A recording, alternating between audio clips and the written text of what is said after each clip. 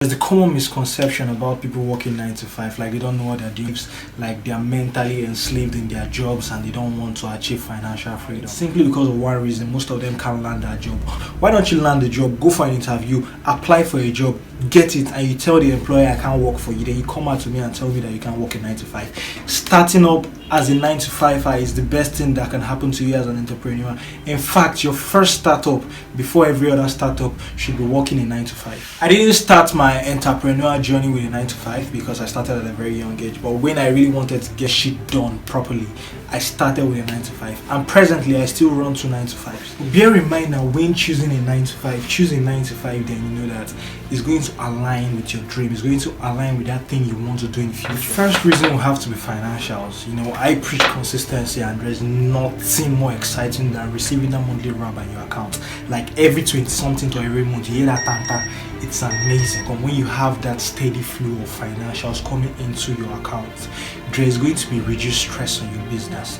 Working in 9 to 5 is going to give you a wide range to new clients, both your colleagues at work and people who come to your office either to get business or people who are already in business with your company. If you can still double as a subcontractor, I am in the building industry and you're working for a construction firm, you can double as someone who is actually supplying cement, who is supplying rods. Now you're going to be acting as a subcontractor and you're still going to be making money from that business. It's going to be easier for you to get the business because you're already an insider in there, you really have internal controls. It's going to be easier for you to bid for the contract because you know what your company is already looking for. But one of the key things you should have is the risk appetite.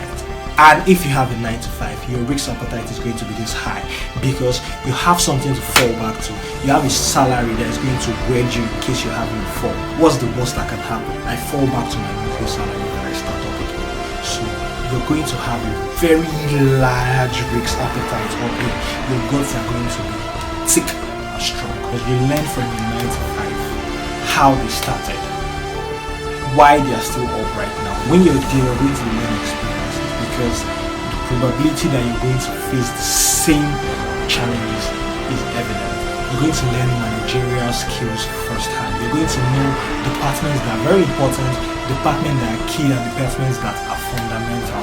And this can only be learned in an organization which is very structured, in an organization which is your 9 to 5. So when you're working in 9 to 5, you have this experience, you know how things work, you know the different components that come together to form that machine that is going to work properly, and you know the key people that could fit there. You're going to have access to a whole lot of people, and you pick up random skills from people. Even if it's not your job function, you might be in the place to replace that person or just to assist that person. You're going to pick 1 or 2 skills from the person, and that is going to be essential in your entrepreneurial journey. People who you delegate things are going to mess it up. So if you don't know, if you're not a master planner, if you're not a master doer, you're not going to know when that person is messing you up, and by the time you figure it out, it might be too late.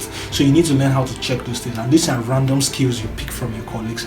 You learn leadership qualities and you learn leadership skills from your managers and other people who have been in that organization. And come on, you're going to get free internet. Do you know what free internet is? Do you know how much internet is, even in this age of content? So you need data and you need internet. Where else can you get this? It's when you're working your 9 to 5. Because if you're into any tech business or tech work, you know that if you're working for big organizations, they have tools. They have premium tools that they pay for. Premium tools that if you were to pay for, it's going to be very expensive. The company, they are going to have these things on standby. They are going to have networks. They are going to have platforms. They are going to have premium tools you can tap into. And you can actually use this for your personal use. It's not ethical. But what is ethical, my brothers? You're trying to break the norm. You're trying to build something for yourself. So you can also use it for your business. This is something that you couldn't afford, even if you're making profit. And when you have a very good 9 to 5, you know that you have pensions and your pensions are great. So regardless of what you're doing with your business, you're still going to have your pensions waiting for you down the line. When you're working in 9 to 5, you actually see how hard it is you're working to build someone's business, and you want to actually build it. You are not going to be lazy because you are going to be working in 9 to 5. If you're actually a good entrepreneur, getting a job is going to be easy because people like hardworking people, people like managers, people like people who can think outside the box. Forget what you hear, forget what you read, and forget what you listen to. The best and most effective way to gaining knowledge, to learning something, is actually via experience.